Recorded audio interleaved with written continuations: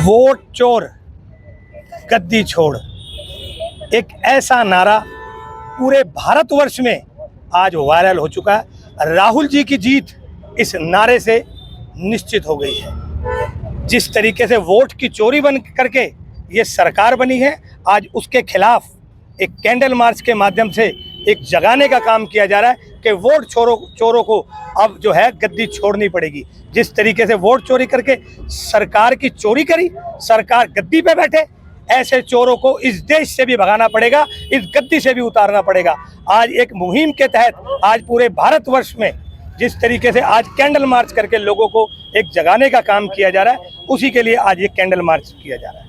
चुनाव आयोग भी सरकार की भाषा बोल रहा है। इस तरीके से आज क्या सरकार की तरफ इनको निष्पक्ष नहीं होना चाहिए? जिस तरीके से सरकार की बात करते हैं, जब जब सवाल पूछते हैं उल्टा हमसे सवाल करते हैं। राहुल गांधी जी से कहते हैं कि आप एफिडेविट दो। मैं कहता हूं कि अगर आप एफिडेविट दीजिए कि अगर नकली वोट है तो आपके साथ क्या किया जाए, उल्टा चोर कोतवाल को डांटे। आज ये हालत कर रखे, चोर मचाए शोर, ये बीजेपी के लिए बिल्कुल सही लोकोक्ति है। जिस तरीके से चोरी करते हैं और शोर मचाते हैं तो उसके खिलाफ अब जनता एकजुट हो चुकी है। आप देखिएगा आने वाले समय में वोट की चोट से इनको बाहर करने का काम किया जाएगा। सुप्रीम कोर्ट में जिस तरीके से है, लेकिन जो आज सरकार का दबाव है वो कहीं भी निष्पक्षता नहीं दिखती। आप देखिए आज क्या हालात हो चुके हैं, लेकिन सुप्रीम कोर्ट में हमें पूरा भरोसा है और इस पे जरूर कोई ना कोई हल निकलना चाहिए। लेकिन इन चोरों को नहीं बख्शा जाएगा, इन वोट चोरों को गद्दी छोड़नी पड़ेगी। वोट चोर, वोट चोर, वोट चोर।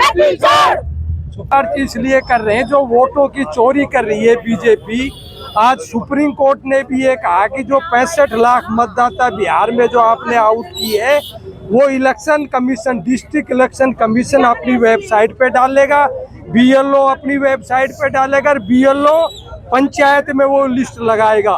तो राहुल गांधी की एक आज पहली जीत है, शुरुआत हुई है और सुप्रीम कोर्ट पर पूरा हमें भरोसा है।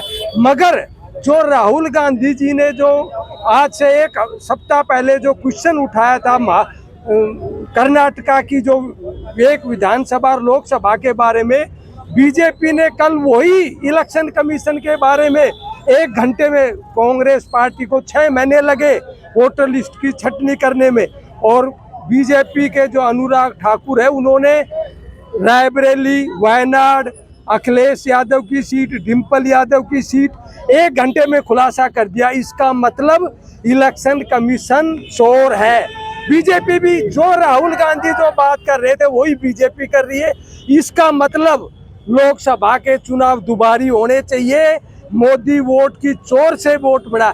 अगर उन्होंने, अनुराग ठाकुर ने ये खुलासा किया है तो बनारस और लखनऊ की सीट का क्यों नहीं खुलासा करते? राजनाथ और मोदी की सीट का क्यों? मोदी भी हार रहा था, जबरदस्ती इलेक्शन कमीशन ने उसको जिताया। आज इलेक्शन कमीशन की साख पर पट्टा लगा हुआ है।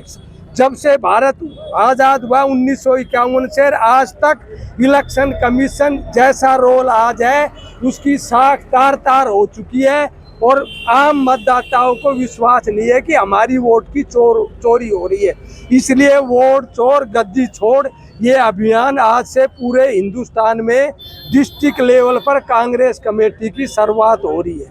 हर जिले पूरे देश में वोट चोर गद्दी छोड़ अभियान कैंडल मार्च चल रहा है। राहुल जी के नेतृत्व में, राहुल जी ने आप देख रहे हैं कि संसद में सबको, ये कभी भी इतना डाटा किसी की हिम्मत नहीं हुई थी, इतना डाटा दिखाया है राहुल जी ने। और राहुल जी का डाटा देखते ही बीजेपी सरकार हिल गई है और हर स्टेट में इन्होंने घपला किया है, हर स्टेट में इन्होंने घपला करके जीते हैं ये लोग। और आज ये सामने आ चुकी है उनकी। और हमारा ये मिशन, आप बिहार में हमारे राहुल गांधी जी 17 तारीख से और 31 तारीख तक रोड शो कर रहे हैं। कितने 22 जिलों में यही वोट चोर गद्दी छोड़। और आप ये देखिए कि जिस तरीके से ये चुनाव होते हैं, आपको लगता है कि इस चुनाव में कहीं भी पारदर्शिता है? आप लोग मेरे मीडिया के